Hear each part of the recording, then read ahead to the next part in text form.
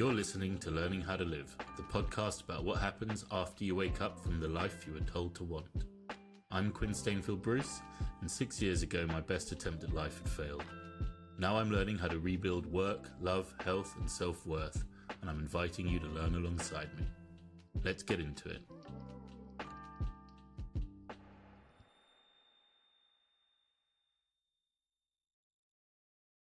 All right, good. Here we are.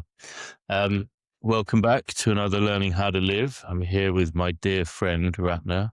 Ratna runs Dharma Awakenings, which I'll allow her to explain in a moment. But, I ever since I met Ratna, I have felt a strong adoration for her. We, are very much kindred spirits, I think, with our quest of bringing consciousness to business, and just energetically, she's a beautiful woman, and just incredibly kind and loving, and I just, I just have a huge amount of love for you, Ratna, and when we do compare, our notes on what we're trying to do within the world of business, not only I think are we very, very aligned, but also some of our technical approaches are very aligned. The thing that you have that I don't really have is, extensive corporate experience. I worked many years on an agency or consultancy side, but you spent many years working within the, I think the belly of the beast is actually an unfair statement, but you were in it. You were in it, and that's special, and I think relevant because you and I probably will go off the reservation a little in this conversation when it comes to spirituality and these Yes. types of things. And so I think, to offer a little bit of credibility as to, why we understand what we understand and why we know what we do, what we apply actually works and how it works, I think is important to anyone listening and to anyone who cares. So, look, please, do an introduction and cover the things that I haven't shared. Yeah. So first of all, thanks for inviting me, Quinn. And yeah, you're absolutely right. When I even saw the name of your organization, Humanness, it's like, wow, it's exactly what I talk about. So my name's Ratna Morjaria. I'm the founder of Dharma Awakenings, and it got founded purely because I've had a lot of awakening processes through every single role that I did, even when I was in the corporate space. So let's go back there first. I started as a chemist, and my first job was to help build a chemical plant. And through that time, I had to build lots of teams. So I've always been the people person, and I love the technical, but my heart has always been with the people. Started at a very, very small operation, and over a span of 27 years, I've worked within the UK, looking after different operations, then Europe, then a manager came up to me and said, I need your help in Shanghai. So I ended up in Shanghai helping to build a new plant, and my main role from being a chemist was health and safety and compliance. And a lot of people think that health and safety is just the technical side of looking after people.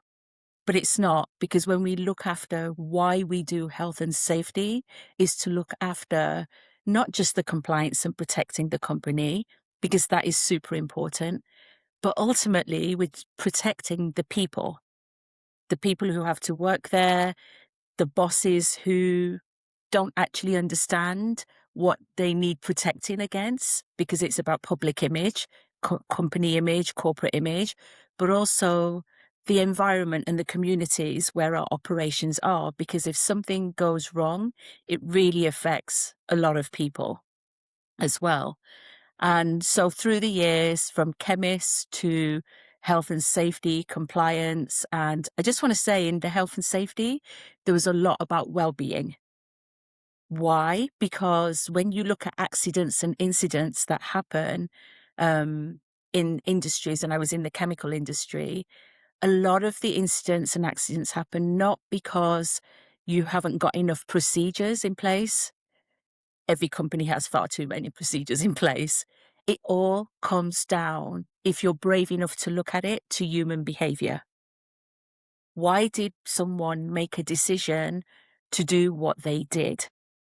And that's not to create a blame culture, because that's exactly what I was working against.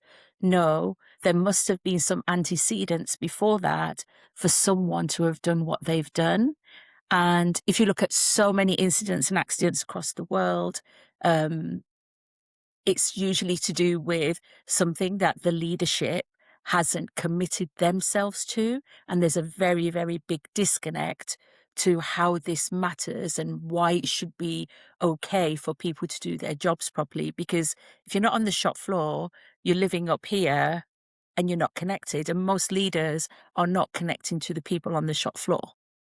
I'm going to push you to go a bit deeper with what you're alluding to when you say it's a human, the cause is human. What do you mean? Yeah. So if you, businesses are just profit, profit, profit.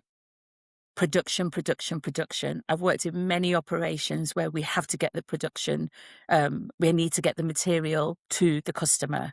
And salespeople come in and say, right, I've got a new customer, can you get this done? So it's push, push, push without having a look at the strains and factors that it has, not on the system, but the people. So many people end up working extra shifts because why do people do that? Because they get more money for it. People don't look enough. If somebody's off sick, for example, you've got a 5 shift operation happening and 4 people come along. 4 people have got to take the work of 5 people. So this push, push, push that constantly happens in organizations, everything's focused on getting the goods out to the customer, but not taking a realistic view. Even it doesn't take long. It just needs to take a moment to go, how does that impact the people being able to still work safely and consciously? Because when you're being pushed, you're not working consciously because your system isn't safe at all. You're under pressure from your boss. You need to get that out. And the biggest factor that people miss out is the everyday lives of people, all of us who are working. We also do it to ourselves, Quinn, right? When I was in the corporate world, I was like, oh, my boss needs this. I've got to get this project out. Forgetting the fact that I've got a whole family to look after. I'm maybe feeling a little bit stressed or not well that day, but I keep pushing because got myself sucked into the system I rather think than actually the thinking about myself. that's a key factor, which is that it's not it's there's the system, there's the people running the system, there's us in the system, and it all plays the same tune. Yeah. But I think when we're in that system, it takes courage to understand that, yes, there's leadership, but when do I take self leadership? And it's something that we're not taught. And I've seen so many managers, executives, the same, they are going through that for that next promotion, but they're not looking at their own well being as well. At any cost, I need to get that title. At any cost, I need to get that bonus. Been there myself, worked hard, got really great bonuses because it was helping me to feed the family, as it were, make sure I can still do that. But it's such a fine line that you get attracted to that adrenaline that makes you feel good. I'm achieving this, I'm doing that. Look at what I'm doing. And you forget yourself in the system. But we're looking for the system to give us the answers of how we should behave personally. And the system isn't going to do that, right? We have to do that for ourselves. Yeah, it's just reflecting on what you're saying. Me, it comes down to purpose. Why do I do the things, that I do? Why am I passionate about the work that I do? It's a question that everyone really should ask themselves. is, what is their purpose? It's taken me a long time to understand purpose because you have the need to provide, right? Like, look, even if it's just I want to provide for my own lifestyle, right? That is a reality of living in the world, right? Is that we provide. And then there's providing for our loved ones and providing for our families and perhaps providing for our friends, perhaps providing for the community. So this factor of contribution and providing, sustaining one's life is absolutely a factor, but it gets so warped. It gets so warped. The, the fine line between providing so that I can live and fear of what happens if I can't. This juxtaposition, and it's a very human one, right? But it's a very human thing to be like, I don't have enough food for the winter. I might starve. I need to react to that, right? The thing is that that's not actually generally in most people's reality. The actual the scenario where your average, person who lives in the West working for a blue chip company, the reality that they are going to just die starving under a bridge, the things that would have to happen for that to happen, it almost becomes a choice that that's something that somebody would almost want before it got to there. Now I understand addiction, I understand these things. There's all sorts of factors, right? But the space between I'm at my desk doing work and dying under a bridge starving, it's almost impossible unless it's really pursued. And yet it's that fear that is allowed to be amplified hugely, except for the other part, which is the part that I think you're talking about, or certainly a bit that we appreciate, which is where we've given too much power to job titles, to status, to money, right? As if the money is the solution to the problems, right? That if I could have enough money, I could be happy. If I could have that car, then I would feel worthy. If I could live in that house, then the right person would love me. Then that's the real warped. Yes. I guess I'm just before we went like miles down it, just acknowledging that there is a human need to provide. Yeah. And there is a healthy fear with scarcity, right? But 99 times out of 100, I don't think most people's fear has anything to do with that. I think it's to do with the other stuff. I love what you said on that because fear actually doesn't come internally. The fear is being fed from the outside. The fear, like you just described, I won't have enough food. But if we went inside and really listened to our own inner wisdom and the truth, exactly how you've explained it, Quinn, is that really true?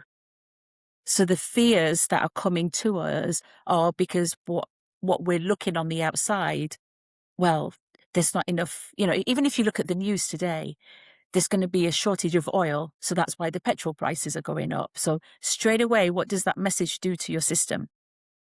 It just puts you just have to go to the petrol stations to see what's happening.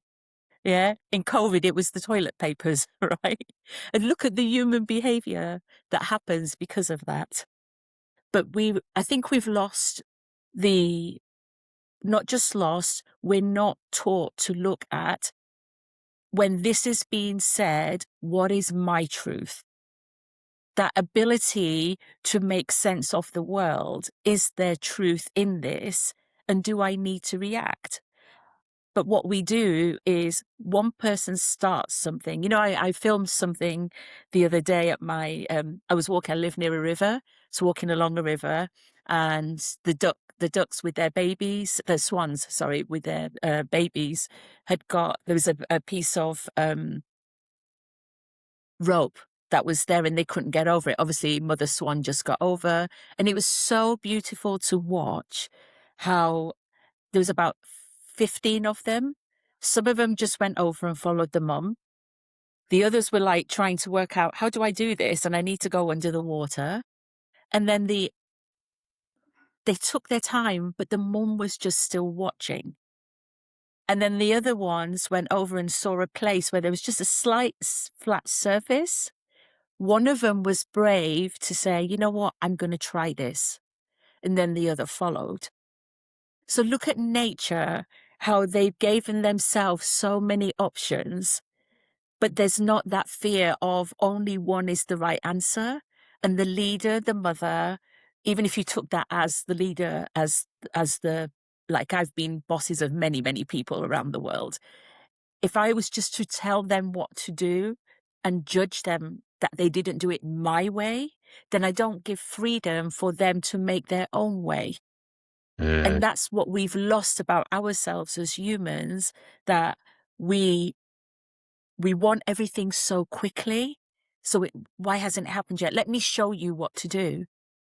But that few minutes that I studied the pouring rain, because they just stopped me in my tracks, that I watched them, I was like, wow, all beings have this challenge when they come across an obstacle. But what are we doing as humans? We want answers so quickly that we don't stop and breathe for just 5 seconds. If we just stopped for 5 seconds, but 5 seconds in the world we're living right now is not enough when people want to do things so quickly. Why And do just you? What? watch, Why do we want that? Why do we want it so quickly? because people, we feel like we need, if when it makes us feel we're not good enough if we're not able to do what everybody else is doing. And a lot of that can come from the speed that people want things to happen.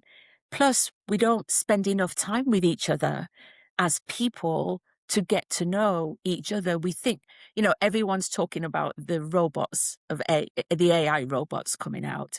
Don't you think, Quinn, we are already human robots just looking at the surface of each other because we've become so task orientated that there's no depth to know and have compassion, have empathy, have sympathy, have the openness to go, hey, what do you need from me as a leader to get you over here?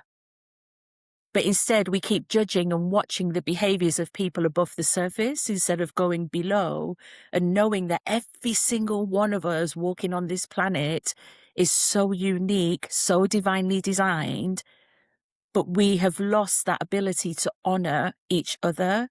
And just when we connect, even in a team, even in our families, what's going on with you? I know when we both connected, because we've been on that journey, our design is to just stop and go, hey, I wonder what's going on. I wonder what's going on with her, going on with him. And you connect below. There's no connection. If I use the human iceberg in my work, and if you look at an iceberg at the top, if you had two icebergs, the distance between them is quite big. But the depth of the iceberg to be able to even float and operate above is very deep underneath. But if you put two of them close to each other, the connection beneath, they're going to find points where they meet. And that's the part that we're not doing. But first of all, Quinn, we're not even doing it with ourselves, never mind anybody else. And I would say that people don't actually know how to do it themselves. By that I mean self-honesty, because what we're talking about here is fear. This has Yeah. been the theme already. This is what's obviously come up, probably what we're going to be talking about today. Fear is the thing. Now, the whole point about fear is that we don't like it. Fear isn't nice, right? We don't want to acknowledge fear. We run from fear, press fear. We don't want to acknowledge it. We spend our whole lives curating as many different ways as we can to avoid it. So we spend our lives running from fear and suppressing fear and not wanting to acknowledge the fear. And, even from a very young age, we start learning the techniques that we can disassociate from it. So by the time we're adults, we're not even aware that we are afraid most of the time. To let alone know that those fears are driving decisions and behaviors that we're making, you know, or what life might be like if we didn't have to live through fear. Like to even the concept of actually, I'm going to live from a place of trust or hope, or dare I say faith.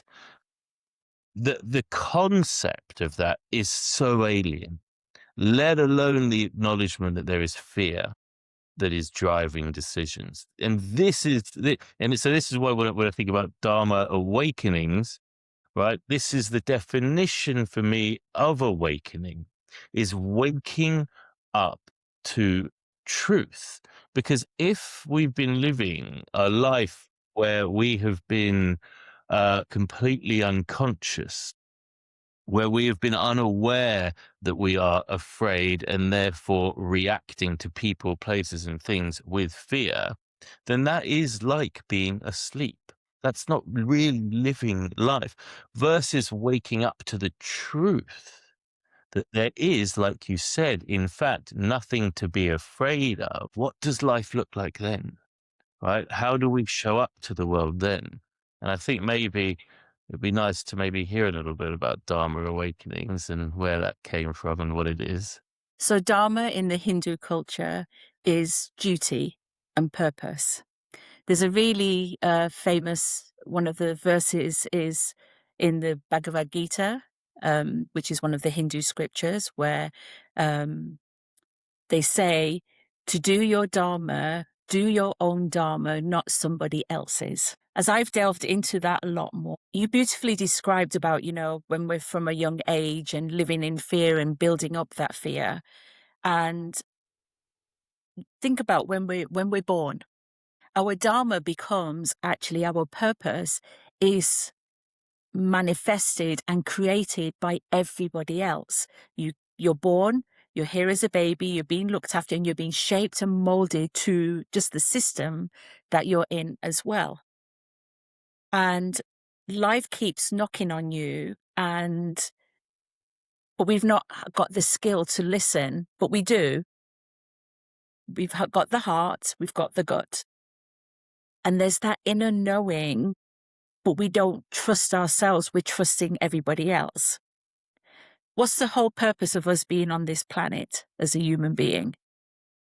To just love. That's the real purpose. We are actually here.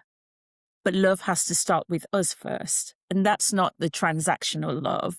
It's actually the love of getting to know who you are on this journey and having the courage to do that. Now, some people are very lucky because they have that setting in their life as well.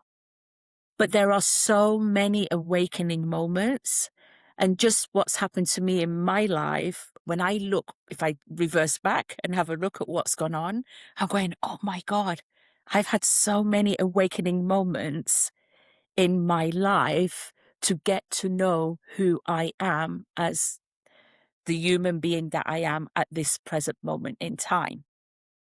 Not just the person who everyone tells me I need to be, but the reason I called it Dharma Awakenings, because there are many, many awakenings. Every place we find ourselves in, every human we interact with, our relationships, whether it's our partners, with our boss, with our relationships, when something isn't aligned in how we think, act, and feel with the other person, we don't know how to find meaning in how we relate.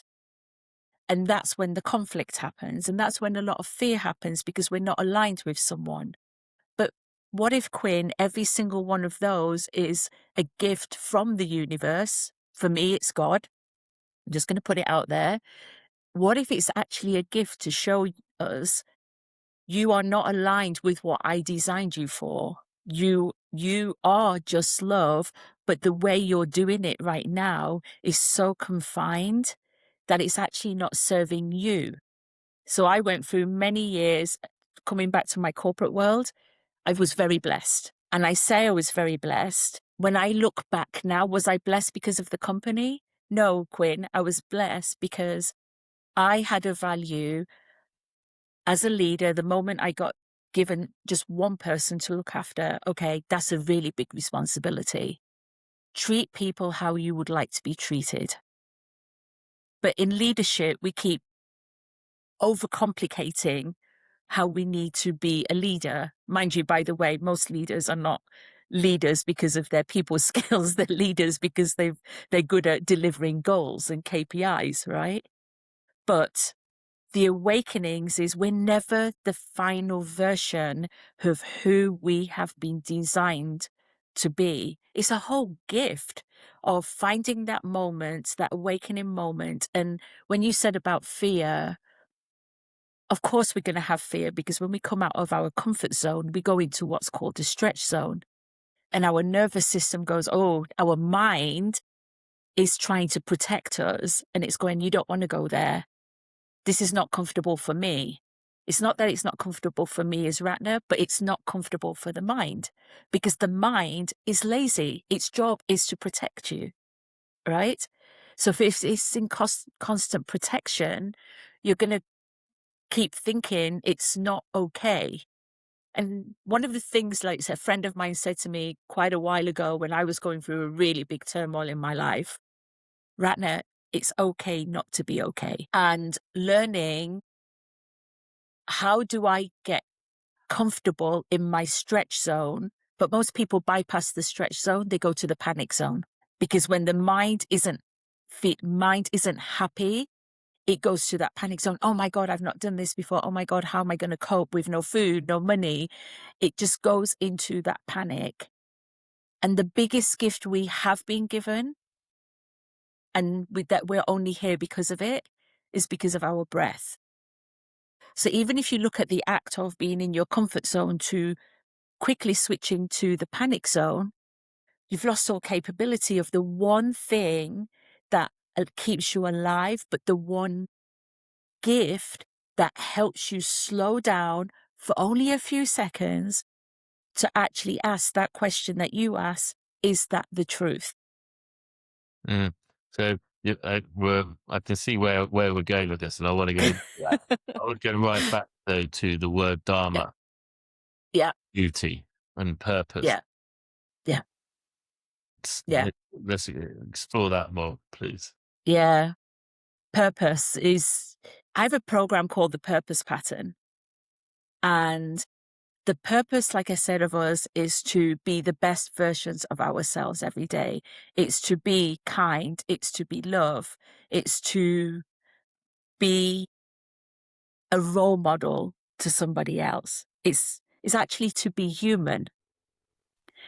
And our systems, the reason from a Dharma point of view, we live in a system. So we think our purpose is to be the title. That can be not just in the business, to be a son, to be a daughter, to be the community helper, to be the boss, to make sure I'm always there for my brothers and sisters because I'm the eldest child. Yeah. Yes, there is a purpose and that's valid. But when we're living the external purpose, how many times does it drain our system? Because we're constantly giving. And I think we also have to talk about, we're not just giving because people are asking of us. We give because it gives us a sense of purpose. It gives us an identity. But that identity is very short lived. And that's why then we go on the search for another purpose. I don't know why I'm on this planet. Something doesn't feel right. And even in my job, after 27 years, I resigned. Had a great job, very big salary. I've done lots of things across the world. But my purpose is to align with my values. And when What my values did not match the the the higher I went up in an organization, the values were getting diminished and I could really feel it. And we know inside ourselves what our purpose is. We're just not listening to it, Quinn. So what happens? The same, it's really weird. I I I was in a company for 27 years. I was in a marriage for 26 years. And when I look back now, within 18 months, both of them collapsed, like literally collapsed. And what I saw was, yes, you've been doing your purpose to feed to feed everybody else, but you're also not looking at the true identity of who you are. So did I see the signs before? No, because I was keeping myself busy with what I thought was my purpose, but it keeps knocking back at you because this universe, this whole place has been designed for us to find out who we truly are. And when those identities don't keep us coming out of our comfort zone, we go running to look for another purpose. And it's still in an identity. It's not in what is our Dharma in this life, which relates to being a human being, not being a title or an identity. And It's then I just want to add, sorry, I just want to say, like, a human being, us being a living being, is not confined to this body that we have. And that's our biggest limitation in I thinking. mean, I agree. I agree completely. You know, if I was to talk about, but we'll come on to that. Just anchoring in the purpose. You know, the way I always talk about it is we have inner purpose and outer purpose. You know, inner purpose is a state of being, outer purpose and a state of doing. This is all a complete reflection of what you're saying, of course. And where people get it so wrong is they think that purpose is the outer purpose. But then what happens when you've completed that purpose? You become purposeless. And that's what happens is that people think, well, when I get married, then I'll be happy. When I get the house, I'll be happy. When I get the job, I'll be happy. And there reaches a threshold every time, I think, in one degree of collapse or another, where the realization sets in that, hold on, nothing I ever attain is enough to make me feel whatever it is I want to be feeling for any period of time. And then you get that apathy set in. And apathy really is a euphemism for hopelessness. Like, what's the point? You know, and if people want to understand where the old cliches of, you know, midlife crisis stem from, you know, it is that. It's that, well, I've been doing everything that I've been told and aspired for and wanted, and actually there's something missing. And the thing that is missing is the inner purpose. And people, I think, who are genuinely content and happy have that connection to love as their modus operandi. They also, you know, this the spiritual side of it, to have a belief in God or a higher power, to have an understanding of a relationship with something bigger than ourselves is absolutely, in my opinion, and yours, fundamental. But, you know, for those who find spirituality uncomfortable for one reason or another, love as the purpose is the thing. Like, when you wake up in the morning, are you making a decision to actually love today? Right? Or is it an autopilot decision from fear, scarcity, lack? You know, and the simple paradigm shift is to go, well, I'm going to lead with love. You know, now you and I know love is divine. That's what that is. But to anyone, it's just, it can be as simple as that, right? Yeah. Yeah. I just want to go back to what you said, the outer purpose and the inner purpose. The outer purpose becomes the identity because we're chasing the dreams that are are massively bombarded with our five senses all day long on the media, in our world, everything that we buy. And like you said, there comes a point where you're like, okay, I've done that. What's next? So you're just constantly chasing, chasing, chasing. So we're looking for those happiness points outside of us. And coming back to Dharma awakenings, it's about awakening that what is that inner purpose? When everything outside is not making me happy. And when I've been as I'm just going to come back to leadership as well. I was on a really good salary. I didn't chase the titles. The titles actually came to me. And when I look at why they came, it's because I genuinely wanted to make sure whoever I had a responsibility to look after, which is a form of love as well, that I help them to think bigger than they think about themselves. For me to be that mirror to what they don't see in themselves as well. Because actually, that's my job. That's really my job as a leader. And it's this thing like people don't want to use the word love in work, right? But that is a form of love in leadership. Even if you, why does everyone admire all the big leaders in the world? We are all leaders, and you don't need a job title to be a leader. But what I've witnessed time and time again with every person that I've had the privilege to lead is when you connect with them and help them see something deeper inside of them, that actually, from my personal growth, has made me really get to the path of knowing actually this is my purpose, because this is what I am divinely and naturally designed to do. But I started my life off as a chemist. And you know what, Quinn, I absolutely hated my chemistry degree, you know? But isn't it, it's really beautiful and bizarre. My purpose of doing chemistry from a system point of view was to study the chemicals of the world. But when I look back, my chemistry was about creating chemistry and connection between people.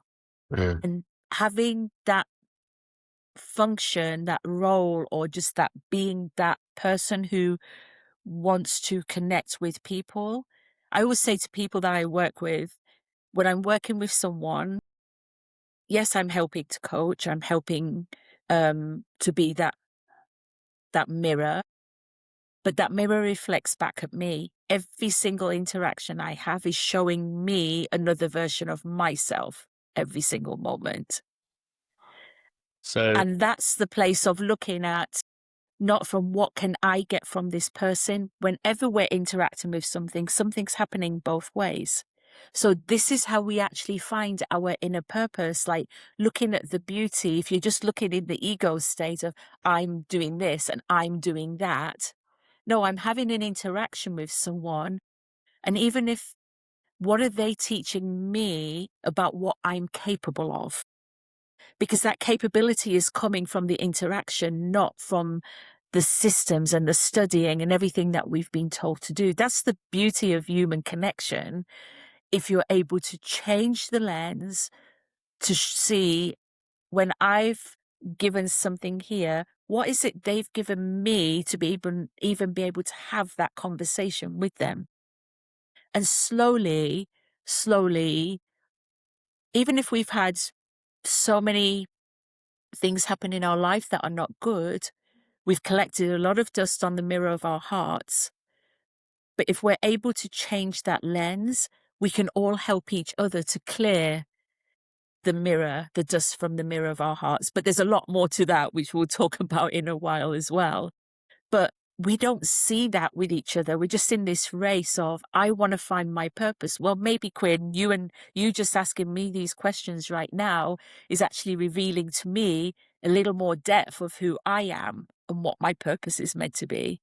I've come to believe that before money was a unified currency. I was talking to a woman who is channeled called Emily, and we were talking about money. And before money was a unified form of currency, it was just it was an energy, an exchange of energy. When people think of abundance as a concept, they think about, well, numbers on their bank account. But way before, money, because before money was currency, before it was a pound coin, or before it was, I mean, in the Roman days, it was, you paid in salt. In ancient Greek times, olive oil. That before what we see as money, you go right back, and if you want to go really down to sort of, almost quantum physics level, where does it go? It goes to a transfer of energy. Yeah, that's really what money is a transfer of energy. And I think we, as a society, get very, very caught up in measuring good or not good by money quantified. And that is part of the sickness I think we spoke about very, very early, that sort of compulsion for profit. Um, because what you were just talking about, about our interaction reminded me of is the energy being generated by you and I talking, the energy being generated to someone listening, and then then the impact, the value that that has on things in people's lives, and and just being able to wake up to that sort of truth as well. um and it has only been through leading through an inner purpose of love that has allowed me to go on a journey where I could start looking at the world that way. But the question I wanted to ask is, so how does Dharma Awakenings achieve these goals of awakening? So I created Dharma Awakenings to share my journey of how I've I've actually led people myself, because I really want people to know, anyone who is an aspiring leader, who wants to be an aspiring legacy leader as well, to know that to give them the skills to know your purpose as leaders. Even people who are not leaders, I do lots of team building with people, giving people that courage. You have agency to be able to give your opinion. You have agency to be able to know that you don't need to lead how you think the system needs to lead. But how do you want to honor a relationship in the role that you've been given? Because we can't get away, Quinn, from the fact that right now the organizations are set up in this kind of way. It was like that for 27 years for me. Every title I had a job description with the tasks that was expected of me.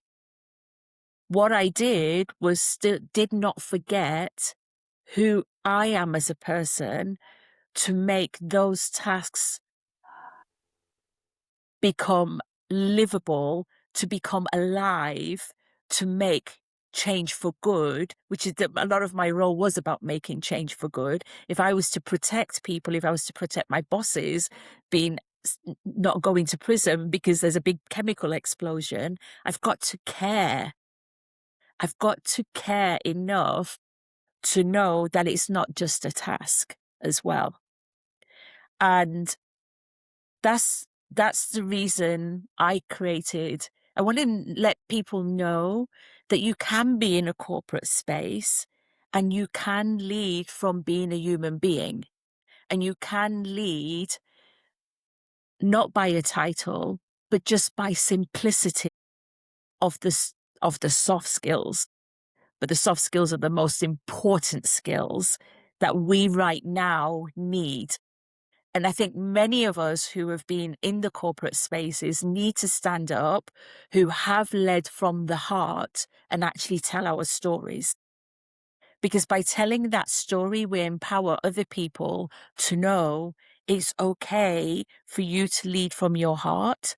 Because the reason I actually resigned was because my boss was not leading from the heart. She didn't have the courage to lead from the heart. And you become the nemesis to people when you do that. But going back to what you said from the energetic point of view, was if I look at the number of people that are still in touch with me from that organization, and who still want to have that connection with me. And just in those conversations, they are still growing. That's the legacy you leave behind. That's the footprint we actually need to leave on this planet anyway. Yeah. So Dharma Awakening's purpose is to show people, give people courage, help them make that brave decision to lead what feels right in their body, not what feels right just for the system. Because you can't be a leader if you don't feel safe in your own system. Because why do leaders get stressed and burnt out and don't have the courage to make the decision to say, actually, this is my perspective? Instead, either people close off and they don't speak their truth, or they just follow what is meant to be done. But in the outside, back at home, it's affecting their family, it's affecting their well-being, it's affecting how drained they are. And they go, this is not making me happy anymore. So the corporate systems are there. It's okay. From my point of view, it's okay. Now, Dharma Awakening's purpose is, how do we go and help people to lead from the heart? I always my mission is human to human, heart to heart, and allow people to get the skills to have and know that every conversation that you're having, you are working. I was sat in a executive leadership workshop a few months ago, and I had a series of them. And in each workshop, in different ways, people said, oh, that means we've got to spend time. I don't have time on in my agenda to have those conversations because I've got to do this, this, and this task. And my question to them was, but isn't that your role as a leader? Okay. If you sat in the room and felt the energy, Quinn, there was fear. So fear doesn't always come in big ways. Fear of, oh, I don't know how to have that conversation. That's the work of Dharma Awakenings. How can you have that conversation, and how can you trust yourself first that you can have that conversation? How do you do it? What do you mean with the people in the room? Yeah. How do you do it? Like, maybe just the concept is mind blowing for many people listening. And I think, in my experience, because humanness shares a very similar purpose. Yes. Um, Yeah. and I do know the last 3 years of developing this business, that even the concept of acknowledging fear is a terrifying prospect for most organizations and leaders, let alone the the willingness to go on the journey to actually addressing it. So I'm curious as to how Yeah. you address it. Yeah. I've started bringing in a lot of meditation practices. First thing we need to do, I don't never start my training with, okay, this is what we're here to do. I always start with how is everybody today? And not everybody has the language to say what they're really feeling. There goes the first point of, oh, I daren't say that I'm not okay today. So we put a scale up there on a scale of 1 to 10. Where are you? And even if someone answers, I'm just at a 3, brilliant, you're not at a 1. That, Quinn, in itself builds safety, that someone's saying, great, I'm not 1, because it's that mindset to take people out of everything's not doom and gloom. So what's really good in the number 3 that you have?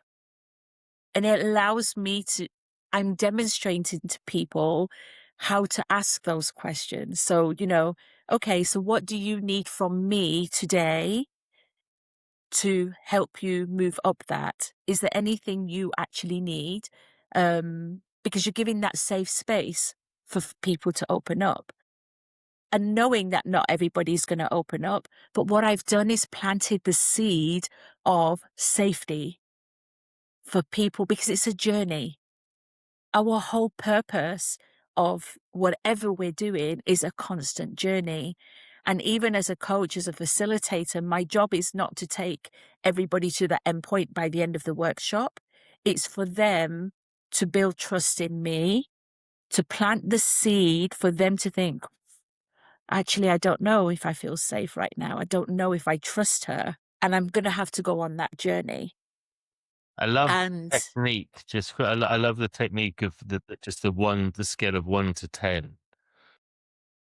Why? Because it sounds incredibly simple. Why is it so profound? I believe because you're giving people a very simple way to start talking about feelings. As opposed to just saying, "How are you feeling?" and the default answer for most people is fine or okay. fine. It's funny, It's i so true. in 12-step Yeah, yeah. recovery, fine is an acronym for, effed up, insecure, needy, and emotional. So if you're in 12-step I love that. if you're Not in heard of 12 that before. recovery, you Wow. answer fine. So, right, so you're effed up, insecure, needy, and emotional today. But that is the default answer. But if as soon as you give a scale and you say, well, from 1 to 10, you're sort of forcing someone to reflect. Because Yeah. even if they want to say fine, saying, where would you go on a number? What would you say, 5? Well, 5 is a very different response to fine, right? You can't say Yes. fine. Yeah. You can't say okay. I mean, you're not going to say I'm middle, I'm average, right? You'd have to say 5, at which point there's a lot of questions that raises, and now you're having a conversation around feelings. I just wanted to highlight why I like that simple Yeah. technique. But many times, Quinn, I'll go in and I'll just put it up. I'll just put it on the board. Where are you today? Because some people may not want to even say, but just on a scale of 1 to 10, where are you? And just go and put it up on the board. Then I usually open it up to say, would anyone like to share? We should never assume that everybody is going to open up and share. I never ever do that because I don't know what's beneath their iceberg, what's below their waterline to why they wouldn't speak up. Because so many times I've seen it in leadership courses before where people are like, okay, how is everyone today? Let's go around the room and introduce ourselves and blah, blah, blah, blah, blah. And you're like, no, let's look at different techniques that allows people to know when I'm in this space that I can trust her. The most important thing is that they can trust me. Okay, so how do you do that? To let them know I don't have every answer, How do you do that? to let them know, to also share with them, this has been my journey and I've not always got everything right.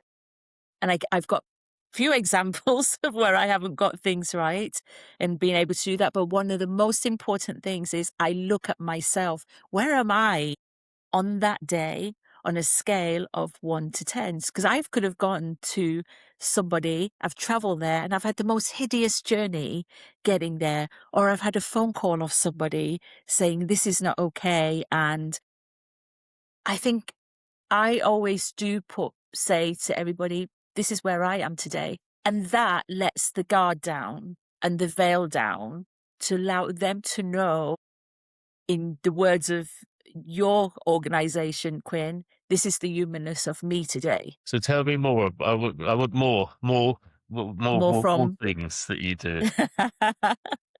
so yeah, going to a workshop. So how are you? I think people are so they come into a workshop and they're just like, why are you asking me that? No one, and I've had even people say to me, no one even asks that when I come into a workshop. How can we just not get on with the agenda? And a lot of things I do is just pause and have silence as well. People are so saturated with information overload in coming to a workshop that it's let's just sit here. So where are you on a scale of 1 to 10? Okay. Sometimes I'll shake it up. I'll ask people if they would like to share. Then I tend to go to a place of, okay, I know every single one of you who has come to this meeting today. Like myself, there's so many things that have happened. I don't know, but can we all land safely here? I always open it up with just close your eyes and just let's take a deep breath. Because the most important thing we have here is, can we land and can I help you to be in this space which you've given your time for the next, either it's half a day or a day? How can I help you be here? And we're just going to stop, because I know for a fact every single one of you has not stopped in the last 48 hours. And people just go, you're in their mind. They're like, really? She actually knows I haven't stopped for 48 hours. We all want that recognition, right? We want that recognition that, and the minute you say to someone, I know you haven't stopped for this long, and I need you, I know you've got 101 things to do out of this meeting, but I want you to be able to take away as much as you are willing to give here and as much as you're willing to take away from here, but we need to just stop for a moment. So there's different types of But how do you do meditations and that? techniques. So we're talking meditations, we're talking like what are the techniques and tools that you bring in? So I practice Kriya Yoga. Tell me And about one of the the yoga. Kriya Yoga is about becoming more consciously aware of your inner world. So listening to how can you slow your mind down to go to the center point of your heart space. Yeah. So in one of the things, there's many different things, but when we go to the simply meditation before even Kriya Yoga, it's, can you take, when we say to people, many people do it, take a long, deep breath in and now take a long, deep breath out. It's a technique used by many, many coaches. But a lot of the time we don't explain why. Why is that one breath, those series of breaths, important? It's to help to calm the mind down. I want you to I want to help you to know that you have something so powerful in you when you take that deep breath in, and I want you to travel down to your heart, to your gut, and just feel where you are right now and just observe. Don't judge, just observe what's happening for you right now. Should we do one now? Yes, let's do it. That's a really great idea. I'll guide you into it. Okay. Just sit really comfortably. Just adjust your shoulders, your eyes. Just let everything soften in this moment. And if you can't, I invite you just to observe, not to judge, just to witness what is happening. Now, take a deep breath in. Watch your belly expand, your chest expand, and know that you are sitting here at this very moment because of that breath. We breathe constantly in and out, but I want you to cherish that breath and then just take a deep, long breath out right from the top of your head all the way down your spine into your solar plexus, through your thighs, through your legs, and use that breath to root you right into the ground. And if your mind is wandering and thinking, why am I doing this? Let it, allow it, don't judge it. That breath right now is giving everything to Mother Earth. Just spread it into the ground, spread it away from you, and know that you are always being looked after. There is something much bigger than you that is holding you, even in a moment of stillness, of chaos, even when your mind is trying to bring you back to another form of safety. I want you to take another deep breath in. Before you breathe out, just have that stillness And there's a moment in there when you breathe out, just breathe out with a sigh, with a roar, with a laughter, whatever energy is showing up for you, just breathe that out of your system. And as it's breathing out, just watch everything melt away. Now, take another deep breath in slowly and imagine as you are breathing, that breath is going into every single organ of your body, every single vessel. It's giving you the life force, the prana that we call in Hinduism, which is feeding and nourishing and nurturing every single cell in your body to heal so much more than you think it is doing. Just watch it. Feel it if you want to. Going into every single part of your body. And you may feel some tingling sensations. You may feel some stuck breath somewhere. It's all okay. You may feel like you want to yawn. You may not feel anything, but know this. The conscious act of noticing your breath is doing a mass amount of work in your body right now. Use your beautiful imagination to see your breath, that oxygen, feeding every single cell of your body. And I invite you to take it to anywhere that doesn't feel quite comfortable, be an ache or a pain. It might even be bringing up a certain feeling which has been locked. That breath is love. That breath of love is the healing power that you have within inside of you. And that love is who you truly are. Now place your left hand on your heart area with your right hand over it and just thank your wonderful, beautiful self for taking time out for just being in this moment, in this space. And I just want you to just notice whatever is happening for you right now. Just observe.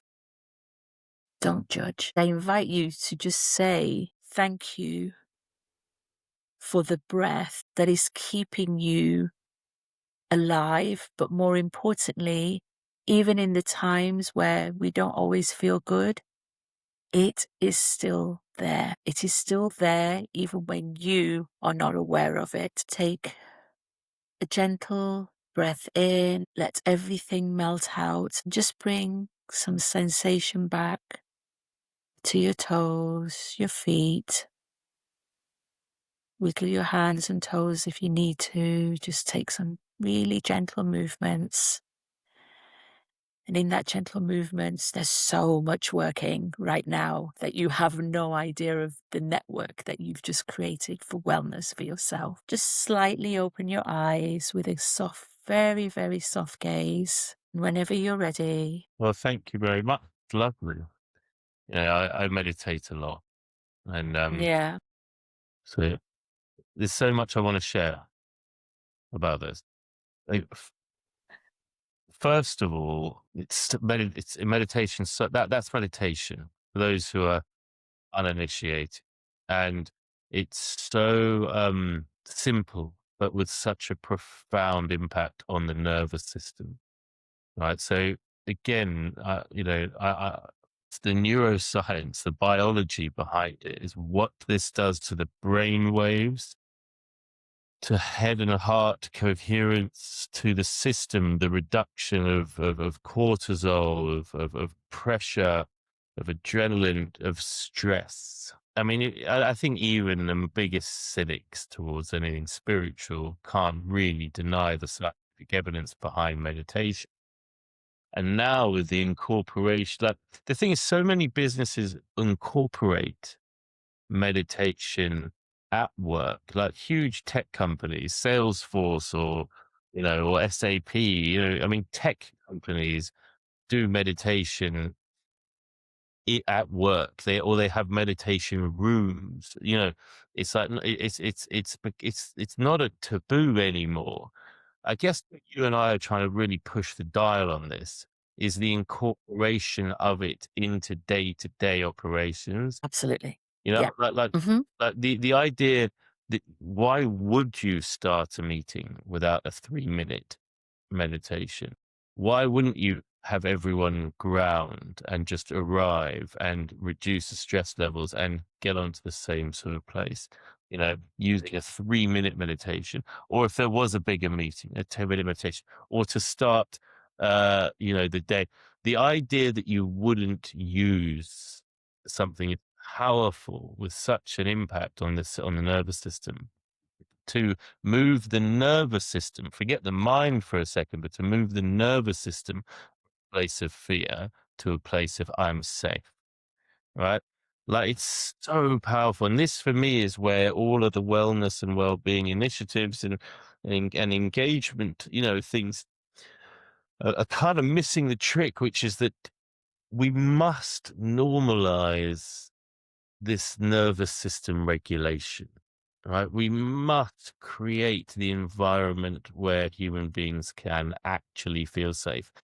We're not going to think our way into it, right? It is through ancient wisdom, like meditation. What's even, you know, blows my mind even more is, you know, Steve Jobs, you know, is often acclaimed, you know, it was him reading the autobiography of a yogi that, you know, had such a profound effect on his life. And then I was reading about how I think it was Rockefeller or one of the other big American tycoons who was, you know, obsessed with astrology. You know, and a lot of yeah, there's a saying that goes I think something to so billionaires use astrology. You know, millionaires work hard, billionaires use astrology.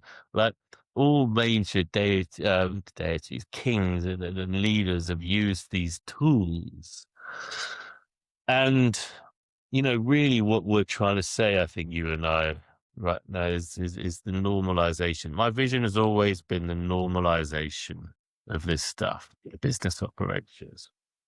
You know, Yeah, absolutely. I just wanna add, Quinn, why is it a taboo? Because it will be a taboo at the moment, because it's not been I think until we normalize it, and which requires us to be consistent and persistent in this is the way we need to go forward. But one of the things I always say to people is to give examples of, okay, I do that, I'm sat there for 3 minutes and this feels great, but how does that actually help me in my job? How does that help me when I'm interacting with somebody? Going back to the word kriya, it's also about conscious breath. So how does it help me, Quinn? The more like I practice Atma Kriya Yoga, and that's a whole conversation we can have another time. But what it's allowed me to do more and more is we don't always have to go in with the breath, but when we can also go in and say to people, okay, how has that helped me in my daily life? When we're in conflict with people, when we're in conflict with ourselves, never mind anyone else, because we're most in conflict with ourselves than other people most of the time. I'm able to now go, okay, if I'm able to understand that one breath is at every single breath I'm taking is changing my life, it's allowing me to breathe, but that one breath allows me to decide whether I act or react. And every single time we are under pressure to react. So when we understand what that power of that breath can be, okay, when this is coming up against me, and this ties us right back to what we were saying about fear. How do you yes, act from fear? You take that yes, breath, you have yeah, that pause, you make a yeah, decision that am I reacting from fear or from love? yeah, And I can guarantee that the more decisions that one makes from a place of love, the vastly different their life and their world will become than if they yeah. make it from a place of fear. Yeah. because And the other thing there, Quinn, is also, the fear is also there because you can't consciously, the breath is one thing, but then there's also who am I as well. I do loads of work with people just on values, right? Because most people's values are not actually theirs. They're borrowed. And it's okay that they're borrowed, but you and I may have the same value. Let's just say honesty, for example. Okay. So we then just say, oh yeah, my value is honesty. But where the rubber hits the road is how does honesty show up for you, Quinn? Because it might be on a very different spectrum to how honesty shows up for me. so how do And that you answer that? How do you help people come to realize that? I do something called the 16 guidelines from the Foundation of Compassion and Wisdom. And we just have a conversation. First of all, what are your values and why do they matter to you? Because for me to be able to say to you, honesty is a value of mine. When we then have the conversation, I just want this person to be honest. If I don't see honest people, then I just don't want anything to do with them. Okay, great. But do you actually know why it matters to you? Most people's values are shaped, and I say the word borrowed, they're shaped from some kind of experience that they've had. And I would say 90% of the time, it's usually a bad experience that they've had, or their values that have been given to them in the systems they live in, but they don't actually know why it matters to them. So here's the beautiful thing. When you're able to say, if I'm able to say to you, Quinn, honesty is important to me because X, Y, and Z, then that allows you to have a little lens into my world that you would never have had because it's just a word. Mhm. It's just a word that has no depth to it because that word honesty, and then I'll go, but how does honesty show up for you, Quinn?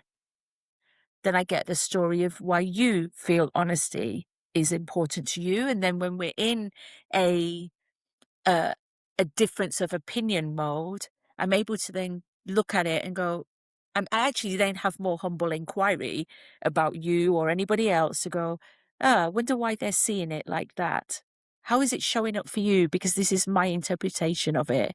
Because it gives you a whole set of skills that you don't usually have. And the skills we have are to react with each other. But before we go to that place, Quinn, if honesty if your value is honesty and your version of honesty doesn't show up the same with me, how do you behave? Mhm. I couldn't agree I more. know I used to behave. Sorry, I just want to say, I did a lot of this work because I looked at the difference of how I was in my work life compared to my relationship. And I was like, how was I not able to do that? Yeah. And how was it showing up? Because when the value of what I thought was with my partner was showing up differently, it's because I have a story behind that, which I hadn't even told myself yet. But more importantly, what was happening? How was I behaving? I was making myself quiet. So we don't always react outwardly, Quinn. We also react inwardly. And so many people react inwardly that they're then holding that body pain inside of them and they feel stuck. And that's where also fear comes from because you feel helpless and hopeless.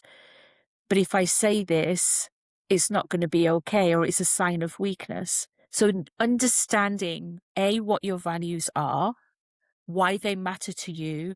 But the most important work I've been doing more recently with people is, but what happens to you when that value shows up in a different way with somebody else? Because guess what?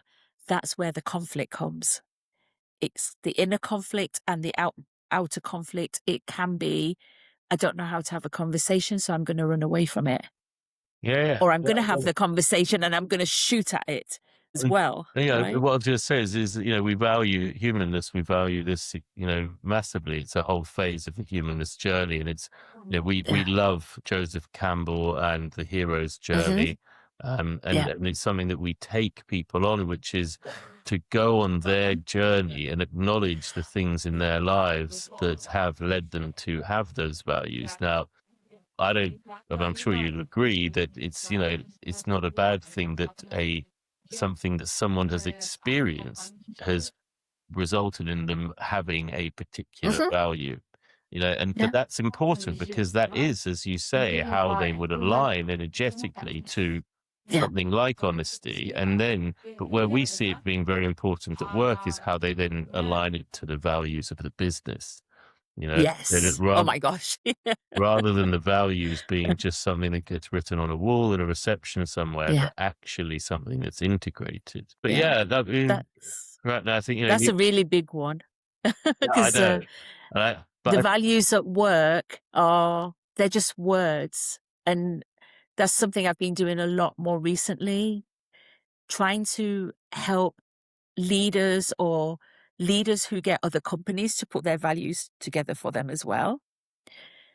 Every single one of us is unique. The job for your values as a business to work is to allow people different ways to show up into the goal that you want to have, because otherwise you're narrowing the goal of how that value will be seen and felt and heard and lived in your organization, because you're expecting everybody, or you're not expecting everybody a lot of the time, because they've just put the words there, they've not even done the work beneath to go, okay, in your department, how do you collectively add value? How do your values of your department add to the bigger goal?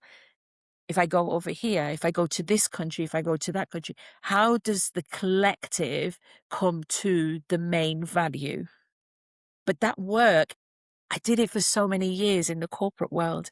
It never works. So what happens? Companies every 3, 4 years put another set of values, and people just disengage and disconnect. They go, oh gosh, I've said it myself. Oh God, here we go again.